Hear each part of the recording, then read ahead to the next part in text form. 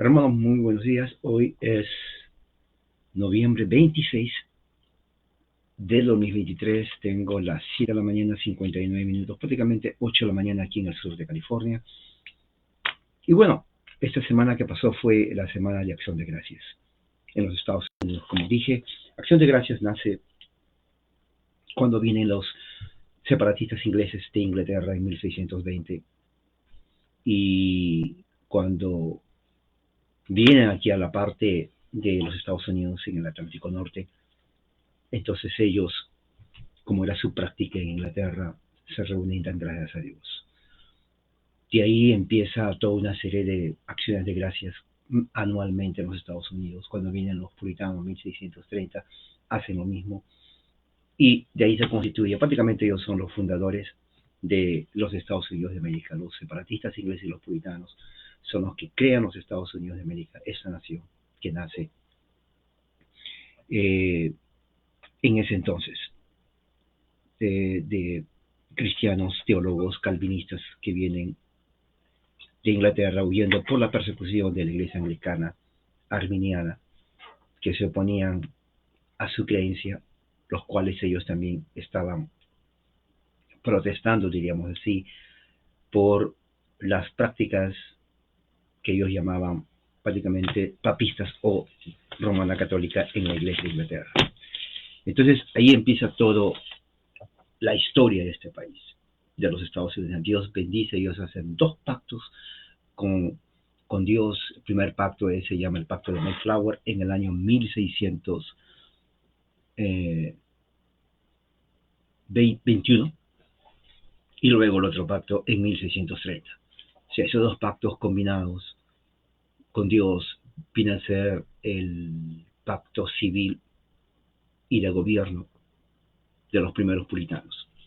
De ahí en adelante, entonces ya la historia sigue y mire, los Estados Unidos siguen en pie. Dios ha bendecido a esta nación de una forma increíble, más que otras naciones, porque los padres puritanos fueron fieles, reconocieron a Dios en todo, y por esos pactos del siglo XVII, 1620 y 1630, Dios bendice esa nación.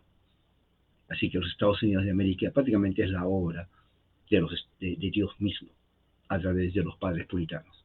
Ninguna otra nación del mundo, excepto Israel, Dios ha bendecido de esta manera, ¿no? Entonces, por eso que hay una gran relación entre Estados Unidos e Israel y Dios lo sigue bendiciendo.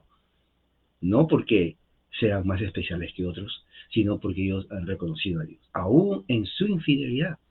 Porque hoy en día, que en 2023, Estados Unidos de América, hay muchos problemas internos, hay cristianos fieles aquí en este momento, hay lo que se llama un remanente fiel, pero también hay fuerzas que desconocen al gobierno de Dios. Pero por su pacto que hicieron en 1620 y 1630, Dios es fiel a sus pactos y sigue bendiciendo a esta nación de una forma increíble, increíble. Usted tendría que estudiar toda la historia de este país. Ahora, ¿de dónde vienen ellos?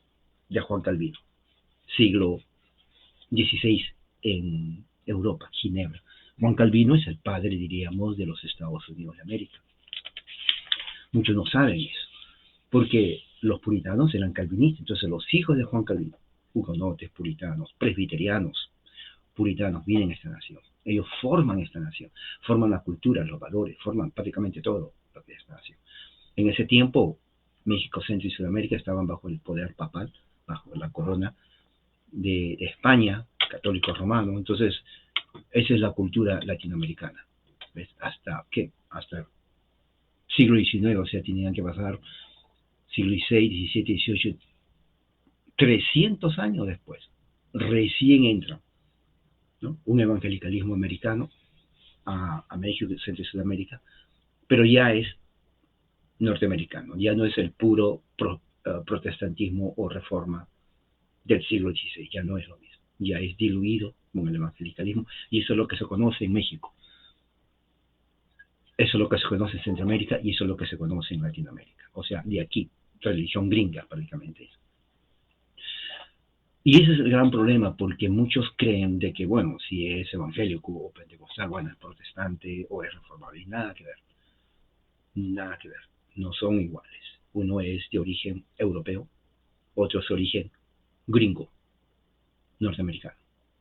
En Latinoamérica se conoce la religión gringa, que es el evangelicalismo. Si usted es evangélico, si usted se convirtió, entró a la secta evangélica cuando tenía usted 20 años, 22 años, o 30 años, o 40 años, o lo que sea, dejó el catolicismo porque ahí no se enseña y entró a una de estas sectas evangélicas, entonces usted está entrando en una religión norteamericana, estadounidense. Usted está aceptando una versión cristiana norteamericana, gringo. Sí, gringo. Está aceptando usted eso. Entonces está siguiendo eso. No es europea. Inclusive los llamados presbiterianismo es de origen gringo, aquí de Estados Unidos, no es el original. Entonces, ¿cuál es la reforma? ¿Cuál es la teología reformada original? La teología reformada original es aquella que sale justamente de los escritos número 1 de Juan Calvino, de Bullinger, de Bucer, de Beza y de unos cientos más de reformadores que la mayoría no sabe quiénes son. Con la justa saben quién es Calvino. Y ese es el problema. Porque al no saber la historia, a uno le dan gato por liebre y uno cree que es eso. ¿Me entiende? La persona que quiere saber va a tener que saber y investigar. Quiero leer ahora un documento del año 1559 que se llama La Confesión de Pinczon. P-I, ahí lo tengo, ahí lo escribí. P-I-N-C-Z-O-W. Pinczon. Muchos no saben de esto, nadie lo sabe, pero es teología original reformada, 1559. Nadie sabe, por ejemplo, que 1559 es un año especial en la reforma. No saben porque no les enseñaron, se dan cuenta. O sea, porque el califismo no es reforma. 1559 es el año donde también se elabora la confesión de fe presbiteriana en Escocia. Usted no sabía eso. 1559, 1560, prácticamente también es el año donde se forman muchas confesiones de fe en la reforma, en Europa. En Latinoamérica no conocía nada de eso porque estaba bajo el imperio católico romano. Sus antepasados en Latinoamérica estaban bajo el gobierno católico romano, no sabían. Sin embargo, en Europa ya estaba la reforma, que ahí viene a los Estados Unidos. ¿Se dan cuenta qué bonito es estudiar historia y conocer? ¿Qué es la confesión de Pinczon? Bueno, vamos a hacer un poco de historia, porque eso es muy importante que usted sepa. Pero antes de eso, vamos a hacer una oración. Esta fue la introducción. Y quiero que oren conmigo, porque esto va a estar siendo grabado. Oren. Padre, gracias, Señor, en esta mañana por tu amor y misericordia. Que tu poder, Señor, nos ayude a entender las verdades de la Biblia a través de la historia y saber dónde está fundamentada nuestra fe. Que tu gracia y tu amor sea para conocimiento de todos, en el nombre de Jesucristo. Amén. Tengo aquí un salmo.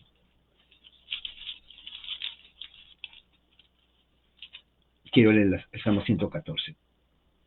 Dice así: cuando Israel salió de Egipto, la casa de Jacob, de entre un pueblo de lengua extraña, o sea, los egipcios, Judá vino a ser su santuario, Israel su dominio. Lo miró el mar y huyó. Claro, en el cruce del Mar Rojo. El Jordán se volvió para atrás. Los montes saltaron como carneros. Ahora, esto obviamente no es literal, porque los montes no saltan como carneros. Uno, no tienen piernas los montes. Se dan cuenta cómo para estudiar la Biblia hay que conocer. Son figuras literarias.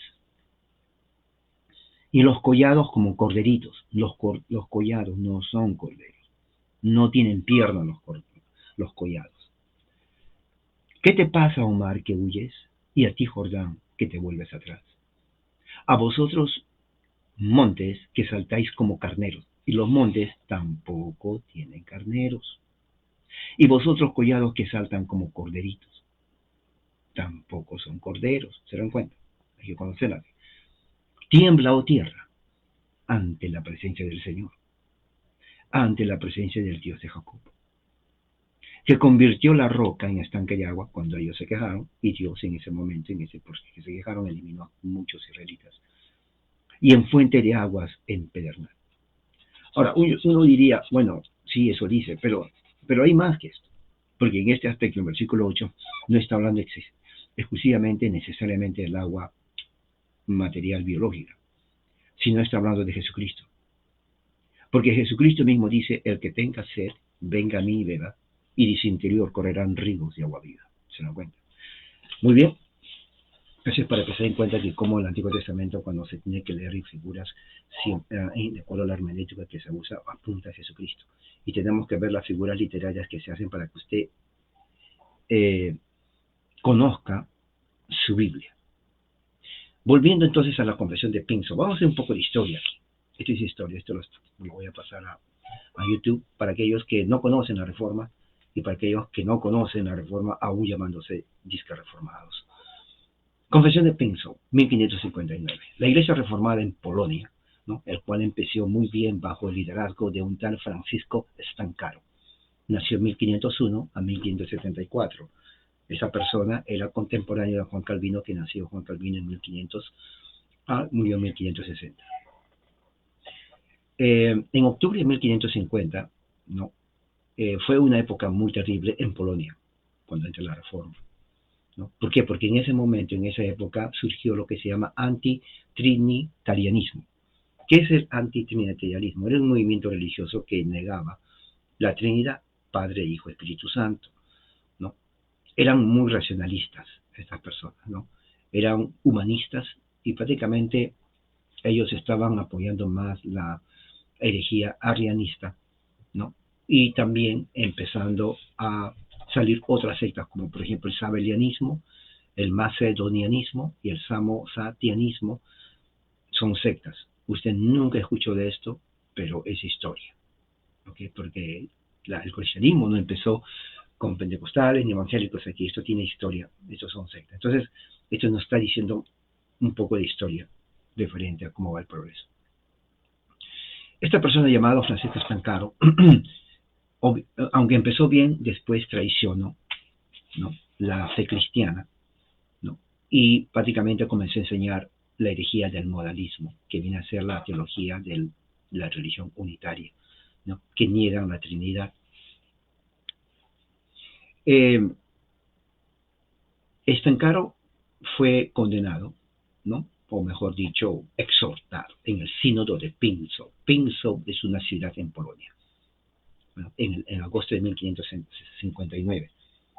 El líder de la iglesia reformada en Polonia se llamaba John Lasko, L-A-S-C-O, John Lasko, ¿no? Nació en 1499, murió en el año 1560, en el mismo año que murió Juan Calvino, también contemporáneo a Juan Calvino. ¿Se dan cuenta que todos estos movimientos reformados empiezan con Juan Calvino? Porque la reforma tiene que ver con el calvinismo. ¿Ok? Bien interesante, porque unos 20, 30 años después, en Inglaterra, por eso los calvinistas vienen a Estados Unidos y forman esta nación. O sea, el fundamento de los Estados Unidos es prácticamente calvinista. Bueno, en Polonia, la reforma había entrado en el siglo 1550 ya.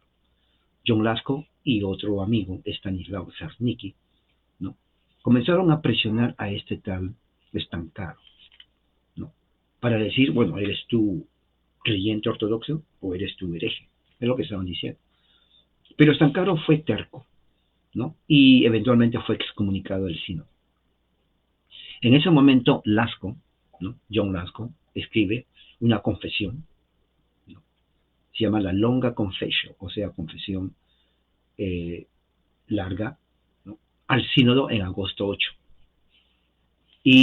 Pero tenían que imprimir la confesión.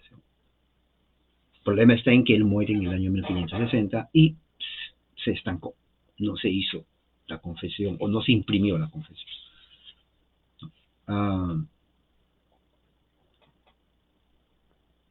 Sin embargo, Stancaro, que fue el amigo de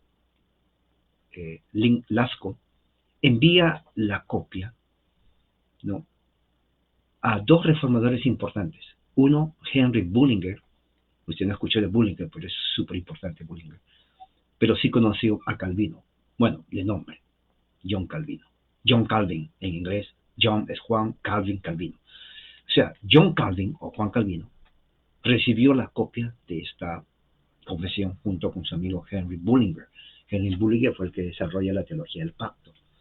¿ok?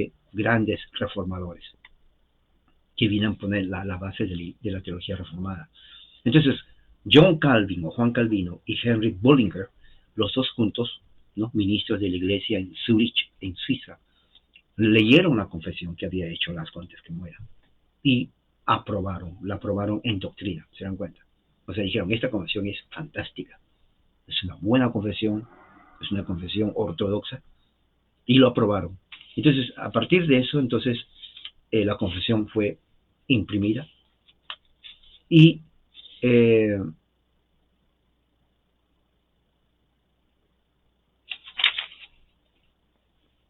se comienza entonces a diseminar en toda la parte, en toda esa área de Polonia. Entonces voy a leer parte de eso. No es una confesión realmente larga, pero contiene mucha teología reformada original. Mucha teología reformada original, calvinista, porque esa es la base de la reforma, los escritos de Juan Calvino. ¿Okay? Y también la aportación de Bullinger, Bucer, Beza. Tal vez usted no conoció a ellos, pero esos son tan importantes como Juan Calvino, sinceramente. Por eso que toda iglesia reformada verdadera estudia a estas personas, porque esa es la base. Esa es la base de la teología reformada. ¿Okay? Confesión de Pinso. Pinso, vuelvo a decir, es una ciudad en Polonia. Fue hecha en 10 de agosto de 1559 en las iglesias restauradas a través de toda Polonia. Referente al oficio mediador de Jesucristo entre Dios y los hombres, el Hijo del Dios viviente, referente a su persona, a su oficio, y entregado al gran Nicolás Oliński, que era el protector de la ciudad en Pinso, en Polonia. Increíble esto. Esto es increíble.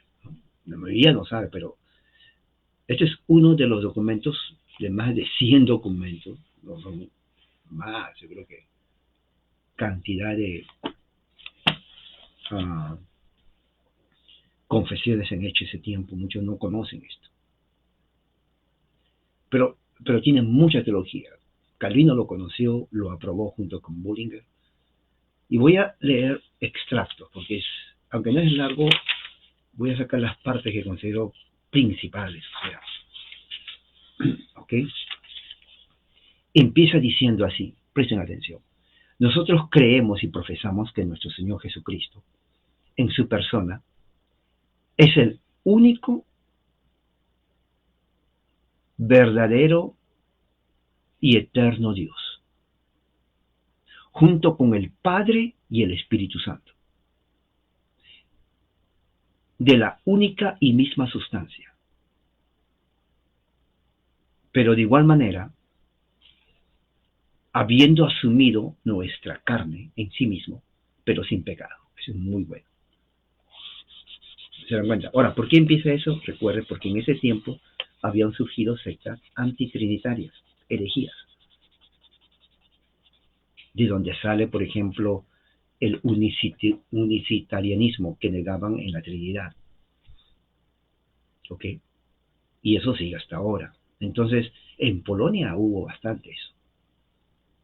Entonces ellos, todo el documento, prácticamente es una defensa, una apología a la Trinidad, a la persona de Cristo, ¿no?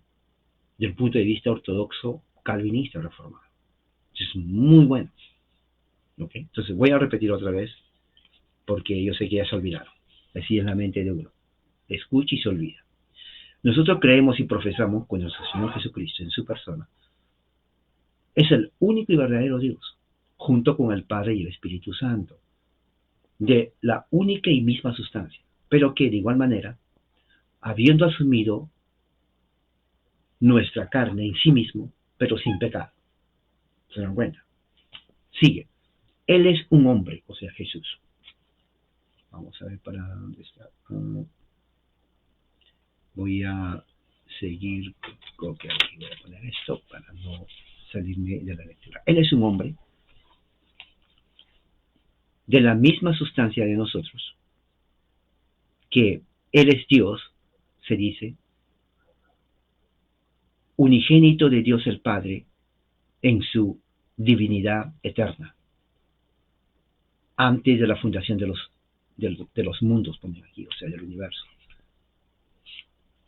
Es un hombre concebido por el poder del Espíritu Santo y nacido de la Virgen María en su plenitud, en la plenitud del tiempo, para nosotros, para nuestra salvación. Y que Él es el verdadero Dios y verdadero hombre.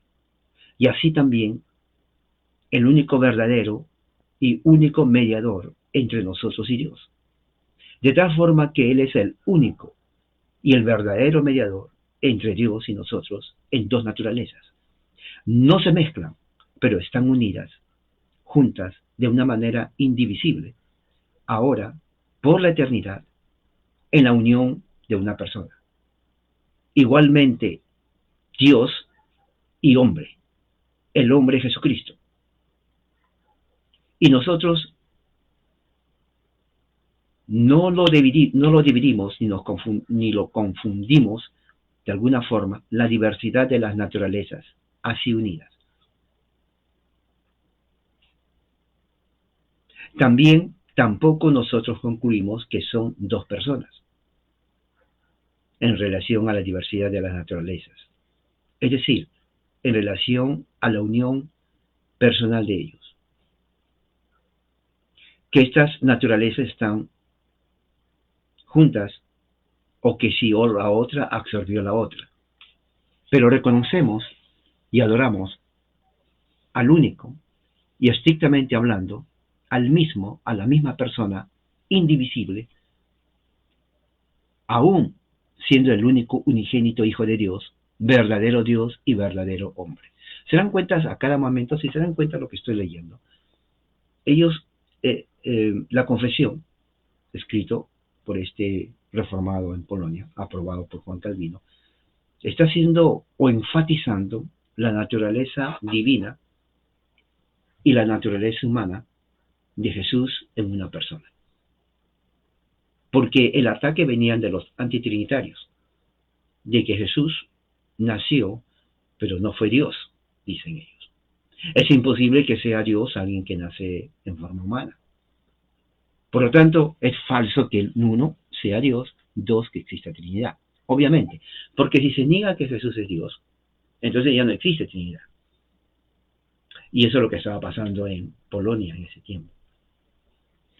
Entonces, esta persona, que se llama, ¿dónde está? John Lasko, escribe esta confesión. Él, obviamente, por la forma como escribe, tenía un conocimiento apto y correcto de lo que es la teología reformada. Cuando llega el documento a manos de Calvino y de Bullinger, ellos revisan la documentación y dicen, esta es teología pura ortodoxa. Y era una defensa de la naturaleza de Cristo. ¿Okay? Dice, nosotros, sin embargo,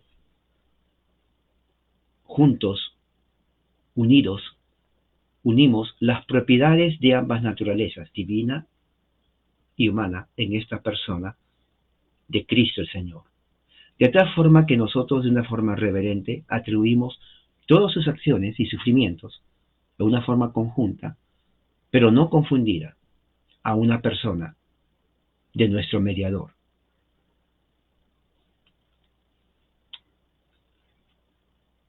Pero de una forma que no separamos ni ascribimos esas acciones como si estuvieran divididas entre humano y divino.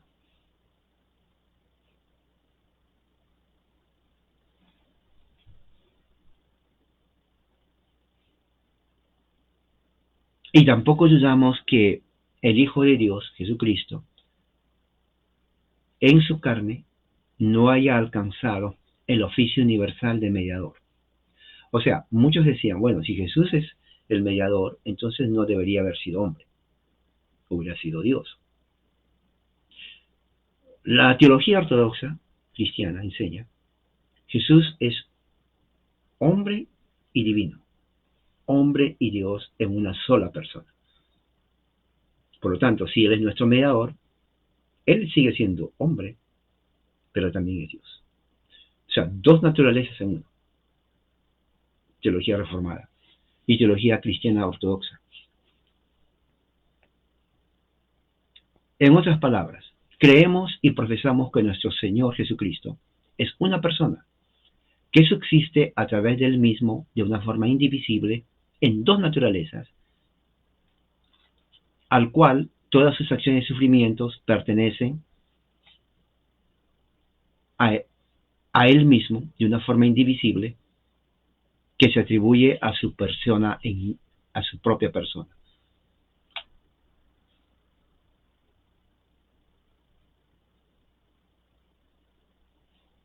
Y que estas dos naturalezas, humana y divina, dentro del mismo, no tienen que ser destruidas o separadas una de la otra. De tal forma que su encarnación es separado de su naturaleza divina.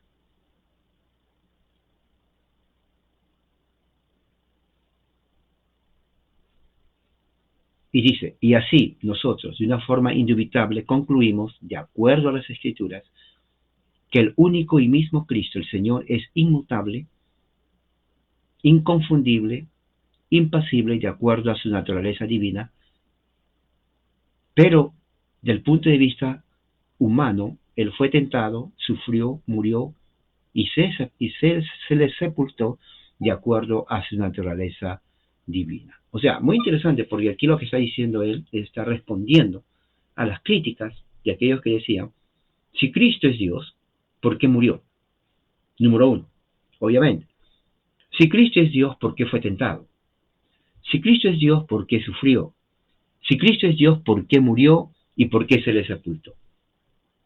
Esa era la crítica de los que niegan la Trinidad. Bueno, Lasco dice, bueno, es que Cristo es una persona, pero tiene dos naturalezas. La naturaleza divina, como dice aquí, es inmutable, inconfundible, impasible, de acuerdo a su naturaleza humana, perdón, divina. Pero en cuanto a su naturaleza humana, Él fue tentado, Él sufrió, murió, fue sepultado, de acuerdo a su naturaleza humana. O sea, no hay contradicción. Referente a su oficio, Él es nuestro mediador.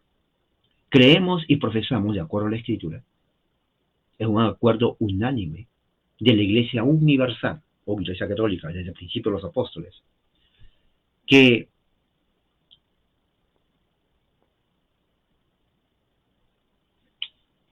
Él es mediador no solamente ya sea de Dios o de hombre,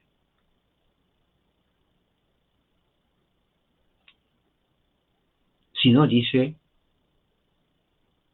porque el oficio total de nuestro mediador y su poder y energía depende de su propia dignidad, de su persona, y no parte de su, y no parte de ese oficio debería ser agradable a Dios el Padre si la otra persona no es aceptado por Él. O sea, ¿qué es lo que está diciendo? Lo que está diciendo aquí es que Jesucristo es Dios y hombre. Si Él va a ser mediador entre Dios y nosotros, Dios el Padre tiene que aceptar no solamente su naturaleza divina, pero también su naturaleza humana. Correcto. Porque de otra manera, entonces, o no es Dios, o no es humano, o lo que hizo no tiene ningún sentido para nosotros. O sea, tenía que ser Dios y hombre.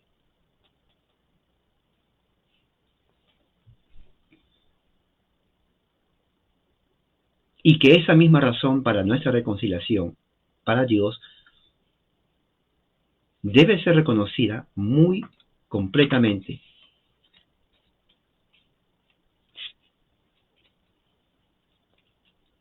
porque se necesita que esa reconciliación se base en la unidad de las dos naturalezas, humana y divina, en Jesucristo, porque Él es nuestro mediador universal. Como dice aquí,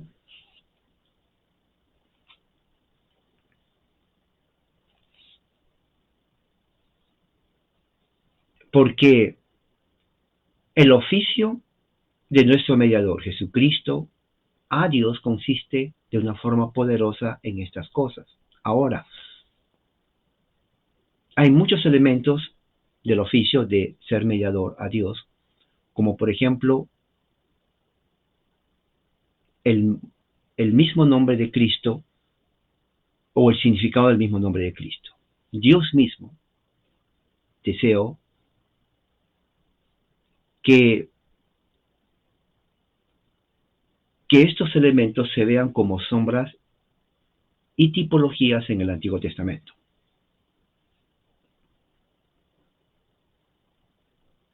Porque en el Antiguo Testamento, por la orden de Dios, Dios eligió profetas, sacerdotes, reyes, y la gente era ungida para que ellos puedan entender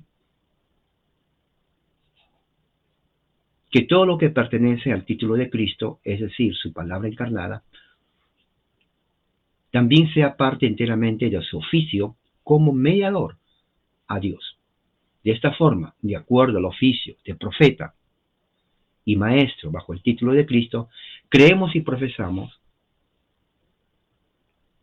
que pertenece al oficio de mediador el revelar a nosotros y decirnos acerca de su Padre Celestial y de su entera voluntad y realmente de todo el misterio de la salvación, de acuerdo a lo que dice el Evangelio de Juan. En el principio fue la palabra. Y otra vez dice más adelante, nadie ha visto a Dios, excepto el unigénito Hijo de Dios, que existe en la presencia del Padre, Él ha hablado. Y además dice, nadie conoce al Padre excepto el Hijo, y a quien Él desea revelarse.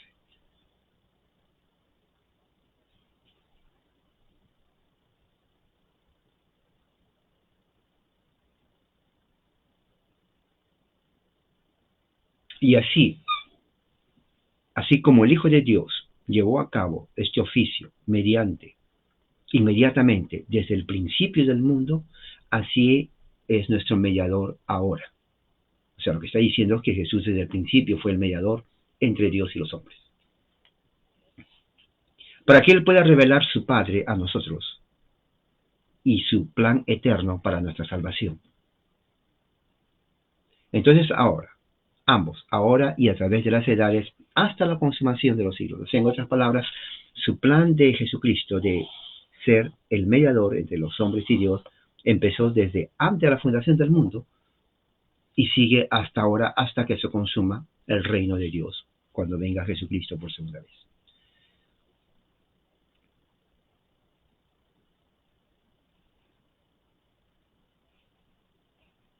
Y Él persiste en este oficio de mediador para que Él pueda revelarnos el misterio de nuestra salvación, el cual fue establecido por su Padre antes de la eternidad a través de las escrituras proféticas, apostólicas y a través del ministerio continuo de su palabra en su iglesia, para que Él pueda perpetuamente estabilizar, entrenar y fortalecer nuestra fe referente a Jesucristo. ¿Se dan cuenta? Es pura doctrina reformada. Por eso que Juan Calvino y Henry Bullinger aceptaron. Dijeron, este es muy bueno. Los apóstoles, tanto Pedro y Pablo, están de acuerdo en testificar, ¿no?, de esta forma. Juan el Bautista también dice para recibir o el recibimiento del único Hijo de Dios, que es el mediador. De esta forma, esta doctrina nos enseña que de su preocupación para nuestra salvación, el cual es propio como el mediador que es el Hijo de Dios, ha deseado hacer conocer a Dios a nosotros, el Padre, y su misterio referente a nuestra salvación. Para que la preocupación de nuestra salvación sea parte siempre de su oficio como mediador. Si se dan cuenta, está repitiendo, enfatizando a cada momento la palabra mediador, la palabra misterio. Porque la salvación es un misterio. Todo el plan de salvación, cuando uno se comienza a meditar, ¿por qué la salvación tuvo que haber sido que Dios tuvo que mandar a su Hijo a morir en la cruz? Es más, ¿por qué Dios tuvo que haber hecho desde el principio, crear al hombre para que el hombre caiga y luego de ahí, a través de muchos miles de años, enviar a su Hijo en forma humana, ser despreciado, tentado, crucificado, sepultado, resucitado? ¿Por qué no encontré una forma más fácil para decir, bueno, si ya cayeron, bueno, no hay problema, ahora les voy a traer otra vez a la vida eterna? ¿Por qué tuvo que pasar miles de años? ¿Por qué, es más, Jesucristo, desde el punto de vista humano, fue fracasado? Porque no hizo lo que tuvo que hacer, fue crucificado. Y ahora el mundo está cada día peor. Ahí puse en mi página. Prácticamente ya hay una nueva y peor nueva especie. No es la misma. Nueva especie de pandemia que ya ha salido, está en todas partes. Prácticamente este mes de diciembre que viene va a entrar a muchas partes. Y no es la misma parte de COVID, es otra, diferente. China lo tiene, China están muriéndose miles y millones de niños, están muriéndose porque atacan a los niños. ¿Por qué un mundo así? ¿Por qué la hambruna, por ejemplo? ¿Por qué el hecho de que hay sectas falsas por todas partes hoy día, domingo del Señor? Hay muchos que dicen que adoran a Dios, pero son sectas falsas creadas por el hombre, no tienen autoridad para reunirse porque Dios no los mandó, Dios no los acepta. ¿Por qué hay tanta injusticia, hambruna, guerra? O sea, tanta decepción. Y uno se pone a preguntar si esto es verdad. Entonces, ¿cómo un Dios que ha creado esto puede al mismo tiempo permitir que suceda lo que suceda? Y es una buena pregunta. Por eso que ellos, los reformadores, decían, esto es un misterio. La salvación es un misterio, es algo que no vamos a poder entender en su cabalidad. Vamos a morir sin haber entendido o haber respondido a las preguntas que uno tiene. Por ejemplo, si Dios es poderoso, ¿por qué no acaba de esto de una vez? Con los malvados, con los tiranos. Obviamente. Es más, si Dios es poderoso, ¿por qué Él no escucha la oración de su pueblo? En la forma que si le pedimos que acabe al malo, acabe al malo. Y que no permita que el malo siga acabando al bueno. Entonces, ¿qué clase de Dios estamos orando nosotros? ¿Estamos orando una mitología? ¿Alguien que realmente no existe y que estamos perdiendo nuestro tiempo hablando a alguien que no ve? ¿O hay algo más que eso que nosotros no entendemos? Entonces, todo eso, dice aquí, referente Dios, el mediador, Jesucristo, deseó hacer conocer a nosotros, a Dios el Padre, y su misterio, referente a nuestra salvación. Y es algo, no sé si usted piensa, pero tiene que pensar. Yo reflexiono todos los días esto. ¿En qué sentido la religión? Porque hay religión falsa, hay religión verdadera. La mayoría en el cristianismo hay religiones falsas, sectas falsas. Y la mayoría cree en eso. ¿No? Cree en eso, lamentablemente es así. Pero, ¿en dónde Dios está esto? Ahora, si creemos en lo que dice, por ejemplo, la confesión de fe, el catecismo de Westminster, el catecismo largo, y la confesión de Westminster, la providencia de Dios. Todo lo que sucede en el mundo, Dios lo guía, lo dirige, lo estructura, y que nada pasa sin su conocimiento, sin su permiso. Si es así, entonces todo está llevado a cabo por la única voluntad, sabiduría de Dios. Y uno diría, bueno, sabiduría es dejar que niños mueran, por ejemplo. Sabiduría es dejar que tiranos inventen pandemias para matar millones de niños, y uno también. ¿Me entiendes? O sea, las preguntas van a seguir siendo, van a haber, y hay cantidad de preguntas referente a la religión. Si la religión es verdadera, el cristianismo es verdadero, ¿por qué se odian los cristianos a nosotros? Lo cual es verdad. Se odian. No hay necesidad de que vengan los musulmanes o los judíos, no. Los cristianos nos odiamos. Por eso hay cantidad de sectas.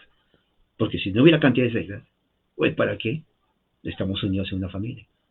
Pero como no hay eso, cada uno por su lado. Y no hablo de 3 o 2, estamos hablando de miles. Entonces, ¿es Dios un Dios, digamos, multipolar, que tiene diferentes personalidades, uno para este grupo, otro para el otro para el otro? ¿O es solamente uno y al resto no lo reconoce? Pregúntese usted eso, ¿ok? Porque esto es serio, pregúntese. Y dice aquí, a ver, próximo dice, de acuerdo al oficio, ya habló del oficio de mediador, él es nuestro sumo sacerdote, bajo el título de Cristo es el Señor. Creemos y profesamos estas cosas referente al oficio de nuestro mediador. Cristo es el Señor. Así como su sacerdocio no tiene principio ni fin. Consecuentemente, también Él es el sacrificio del sacerdocio. Esto es cierto. ¿Sabía usted eso? Cristo es nuestro sumo sacerdote. Pero al mismo tiempo, Él es nuestro sacrificio. Eso nunca se ha visto. ¿Y qué más dice aquí? El cual es referente a su acto de salvación y eficacia. Es eterno, en realidad, sin principio ni fin. O sea, el oficio de nuestro mismo mediador no es interrumpido y empieza desde el principio y no tiene fin. Ambos, en su ofrenda como propiciación por nosotros, por su santo sacrificio, y en su sacerdocio por nosotros ante el Padre. Y su oficio es eterno. En realidad no tiene principio ni tiene fin. ¿Entienden lo que estoy hablando aquí? En Cristo se cumplen dos cosas. Tres cosas. Uno, Él es nuestro mediador desde el principio hasta el final. Dos, Él es nuestro sumo sacerdote desde el principio hasta el final. O sea, prácticamente no tiene principio ni final. Sacerdote. Pero viene otra cosa interesante. No solamente es sacerdote, sino que Él es el mismo sacrificio que el sacerdote va a sacrificar. Sí, en el Antiguo Testamento vamos a ver el sacerdote agarra el carnero, la oveja, lo sacrifica. En este caso, Jesús es el sacerdote y es la oveja. Bueno, ¿cómo es eso? Sí, o sea, Él es el sumo sacerdote, pero Él también es el cordero. O sea, son dos en uno, claro, porque Él ofrece a Dios el último, el mejor sacrificio. Pero el sacrificio es Él, porque dice, he ahí el cordero de Dios que quita el pecado del mundo.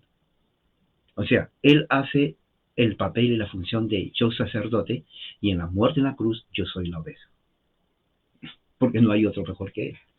Entonces, todo lo que ocurre en el Antiguo Testamento viene a ser sombra de lo que Él es.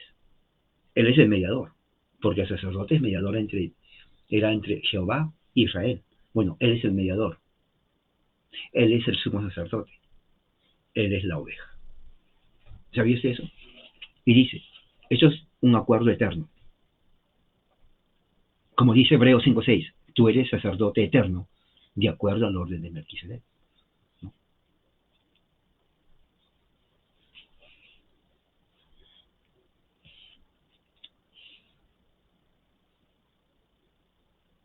Y dice, de acuerdo a esta misma naturaleza divina de su sacerdocio, Cristo el Señor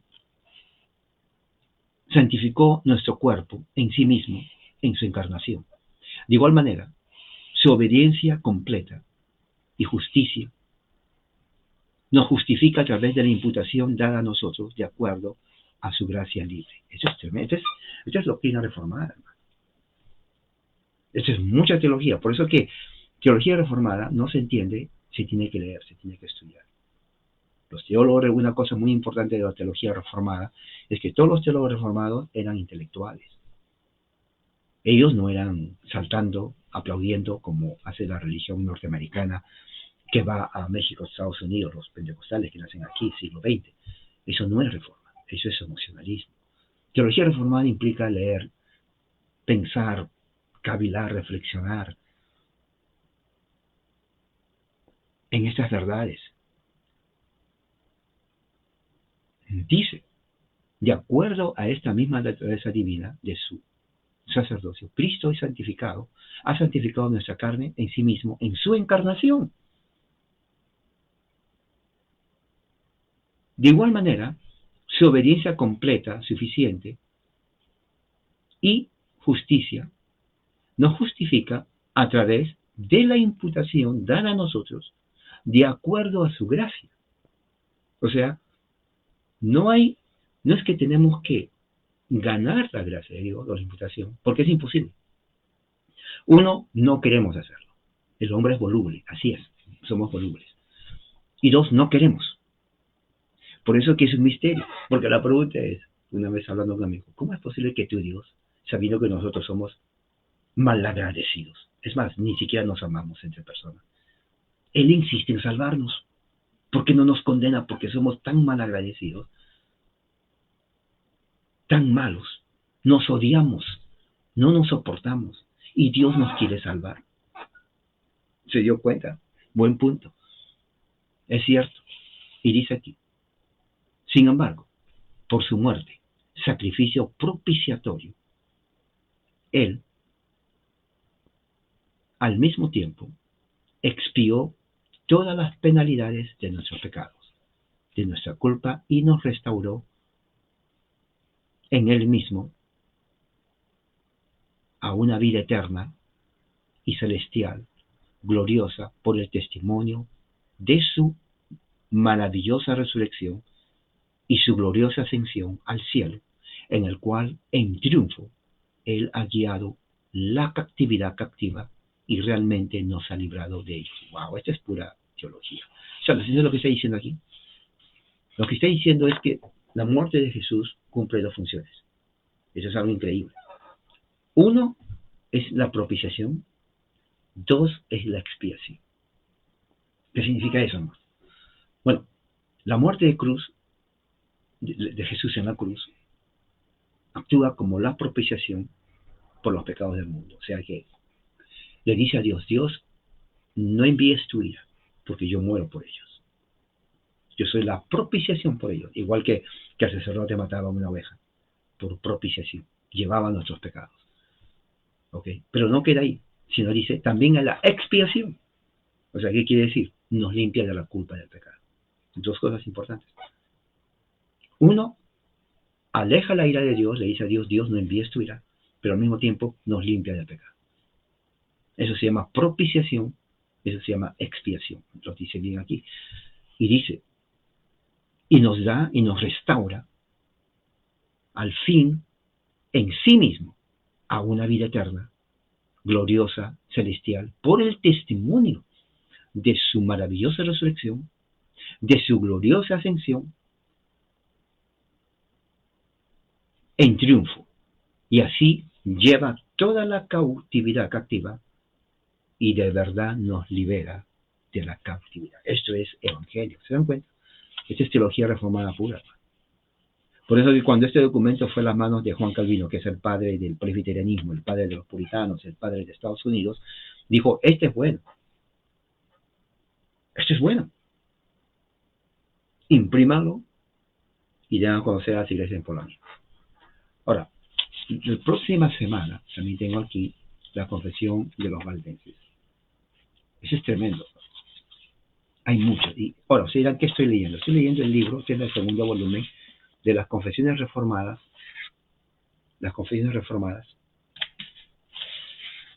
de las iglesias reformadas desde el siglo XVII hasta el siglo XVIII. Cantidad. Se dan cuenta que no solamente la confesión de Westminster, muchos ni lo leen toda la confesión de Westminster. También voy a leer la confesión anglicana del obispo Thomas Cranmer. Es increíble. Porque eso es nuestra herencia reformada. Y esa es la razón por la cual, cuando se deja de estudiar esto, uno cae en cualquier tipo de religión humana. ¿Me entiende lo que estoy diciendo? Bueno, esto está siendo grabado. Ya me falta poco. Entonces, veamos eso. Entonces, último, el título de rey.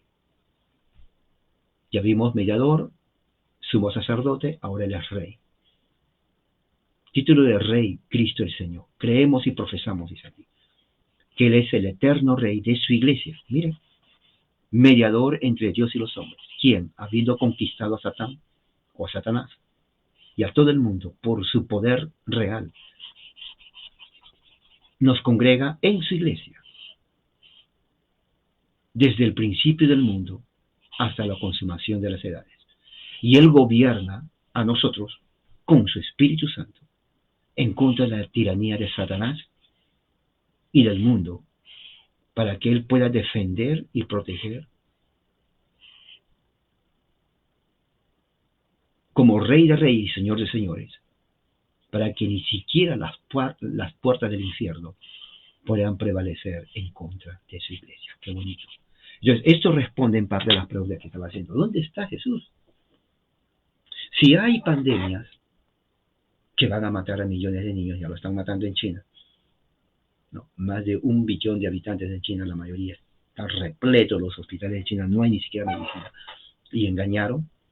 No, esa es una nueva creación. Se está viniendo al mundo.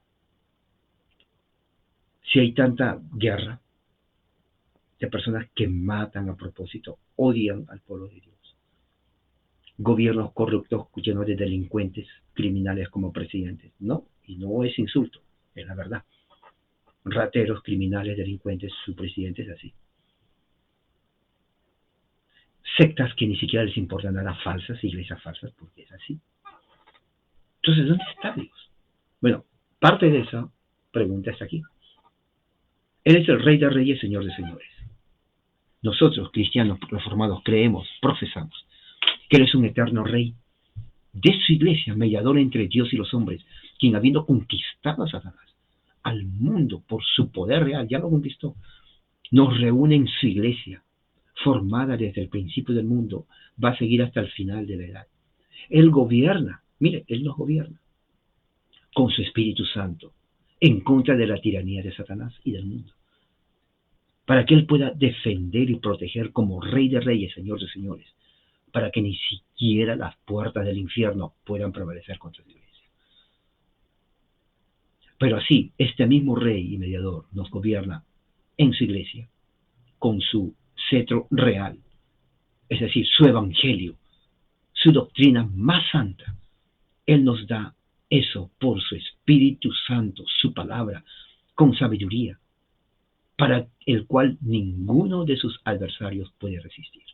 Él ordena, nos manda profetas, apóstoles, pastores, maestros, para la edificación de la iglesia. Y Él